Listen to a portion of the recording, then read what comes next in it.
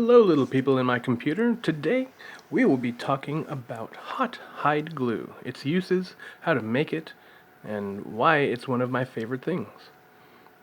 I use a lot of different adhesives in my line of work, and so I get to know them pretty well and what they can do. Let's grab it out of my container here.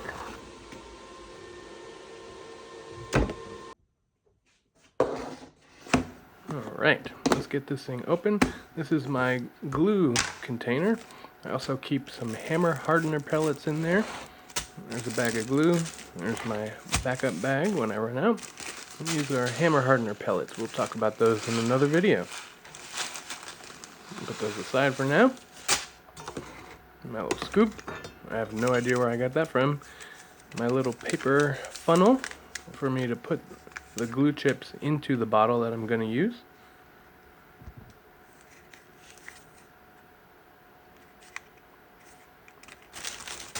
You buy the stuff by the pound. I buy it from Shaft, my piano supplier, piano part supplier, but I'm sure you could find it on Amazon. If I find some, I'll put some in the link in the description below. These are the chips. This is regular wood glue. As you can see, Titebond brand. They're not sponsoring me yet, anyway. This is typical wood glue. You call it yellow glue. This is my little bottle that I got. I think I got this on Amazon. Oops. A little pack of those. Usually I go to Harbor Freight and get some of those a little bit bigger.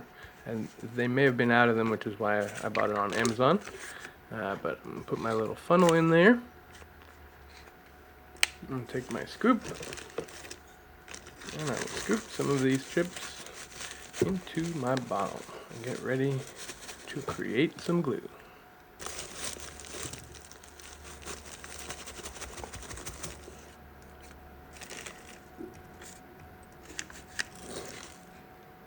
So I'm going to scoop my chips and use my little funnel and put them into the bottle. I'm going to fill this probably about halfway.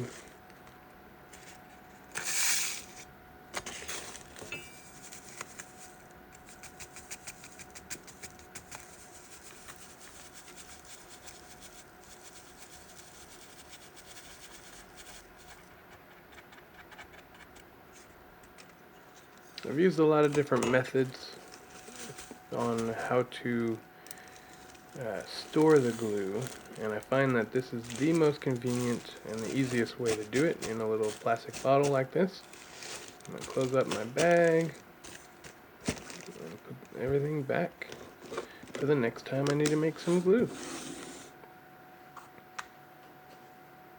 Alright, so the next step is grab another funnel and put some water in there.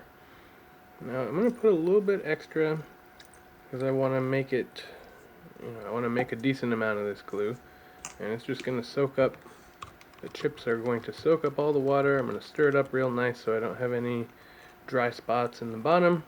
I'm going to may even shake it up a little bit, stir it around. When I get done with my chopstick, I'll put the cap on, and we're going to go to a little time lapse. Let me shake it around a bit, make sure it's all evenly distributed. And now, cue the time lapse on the glue chips absorbing the water. While this is going, I will do a little bit of history about hide glue and where it came from. Hide glue, made from collagen in animal hides or bones, has been used since ancient Egypt around 2500 BCE for woodworking and furniture. Prepared by heating with water, it creates a strong reversible bond, ideal for musical instruments like pianos and violins. It dominated craftsmanship until synthetic glues emerged in the 20th century, but artisans still use it today for its authentic qualities in restoration projects. Alright, so now we can see it has absorbed all the water. It is now a gel. And we're going to heat it up. Alright, I got my hot pot here. As you can see, the glue is a gel right now. There it is. So it's absorbed the water, but it's not yet glue. I've got my hot pot. This is a new hot pot. We're going to try it out. Um, it's got a temperature controller, which is really handy. One of my friends who's also a piano tech had one of these. It's made for melting wax. I got it off Amazon. You can dial it in to exactly what temperature you need, which is very handy for the glue.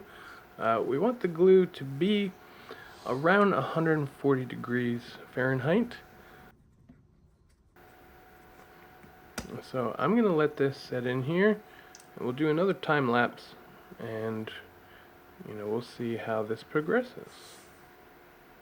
I want to get it completely dissolved and melted, congealed, whatever else you want to call it, and that will be the glue that we'll be using for many different purposes.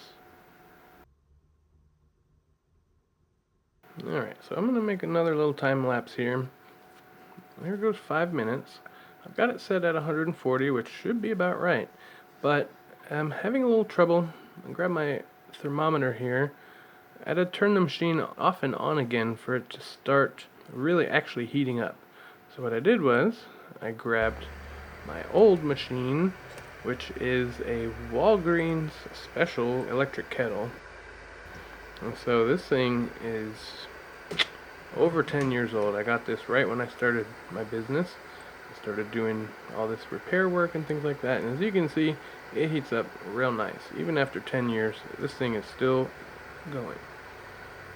One of these type of things, you get something that works, you buy 2 of them sometimes, but just in case. But this one, has been going real strong for over 10 years, the whole time I've been running my business. Anytime I need to heat up my glue, I pull up this old trusty, dusty thing, and it does the job. As you can see, the water is getting significantly hot, very fast compared to my new one, which I guess I still need to troubleshoot a little bit to get it to work right. So I'm going to spin this around, make sure it's doing what it needs to do. Although the water is over 140 degrees, the glue is not quite there. As you can see later, I will put a thermometer in the glue and you'll see it's going to be over 140 degrees, but right now I'm trying to melt it. Typically when I reheat it, I don't want to go too far over 140. Not sure exactly why. I think it'll start dehydrating the glue and it just won't have the right consistency that you want. But other than that, you can see we're starting to melt really nicely here, and all of those absorbed pellets are now starting to melt and become one. You might be able to see on the bottom here, there it is. On the dial, I've marked the spot that produces the most accurate temperature that I need. We'll just hop on a quick little time lapse here and just let this stuff really melt up, and you'll see.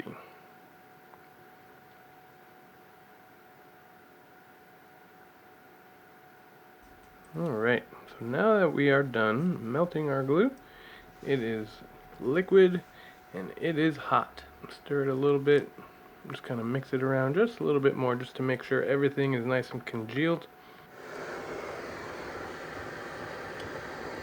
Turn my hot pot off. And don't lose the cap. I've done that before. This is my glue bowl. And you can see there's a little bit in the bottom there, but most of it's been removed. It chips right out. This stuff dries up rock hard. I'm going to mix it up a little bit. Now, although I'm touching the bottle here, it is very hot. My hands are used to hot things. I've got some calluses on my fingers from playing the guitar, so I can handle it, but typically when I'm using this stuff, I'm holding it long enough that I would burn myself if I just held it with my bare hands. So I usually wrap a little shop towel around it so I can handle it without burning myself, because that is definitely possible. And there is my hide glue.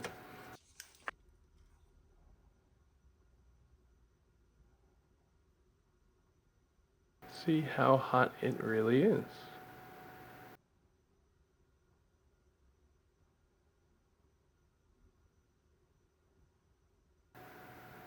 Alright, 158 degrees. It would probably go a little bit more than that, maybe 160. But you can see it's dripping right off the end of that thermometer. It's completely liquid, completely dissolved, and it is ready to use at this point if I needed to. But what I'm going to do is I'm going to put this in the fridge. I'm going to leave the top off at the moment, the little cap, the red cap on the end of that applicator. I'm going to leave that off just so the heat can, release out of the bottle as it cools. And then this will keep almost indefinitely. I'm going to put a little bit there so we can see, how runny it is. And then later on I'll show you how it progresses. It congeals, it turns to a gel, and then it turns into a rock hard substance that will hold whatever you want, basically, with a few exceptions. This stuff is excellent for wood to wood joining. As you can see, you remember seeing my other video about the center pin bushings. I use it for felt to wood. I've done felt to felt joining, all kinds of stuff. The one thing that I have found that it does not work on is metal. It doesn't really stick to metal. But other than that, it basically holds whatever two things you want to hold together, including your fingers. But the best thing about it is this glue, although it is extremely hard and extremely durable, it is also reversible. So unlike traditional wood glue, you're trying to remove two pieces that you've glued together, good luck with that. But with hide glue, it's completely reversible, even after over 100 years. I'm working on a player piano right now, and the parts are glued together with hide glue, and I can remove them. All I do is I heat it up, and it will remove pretty cleanly.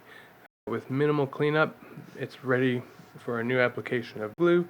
I've got lots of footage from the last, at least 5 years of footage that I still need to go through and make videos. All the footage that you've seen recently is brand new footage for new videos, but I've got a backlog of plenty of footage that I can make all kinds of videos about. But I will show a little bit here. You can see the glue is dried, and it's been about 10 minutes, 15 minutes that it's been dried, and it is a gel. We'll come back later and check on it. It'll be rock hard, and I might even be able to chip it off and show you, what it looks like just all by itself. It's kind of cool. So this glue had soaked into my bowl, actually, so I'm not getting that out. But there's another piece over here that was from before in the previous use. It comes off, and you can see it's pretty translucent. And you'll hear it's pretty hard. That stuff is not coming off. See you next time. Please remember to like and subscribe, and come back for more at Durante's House of Music.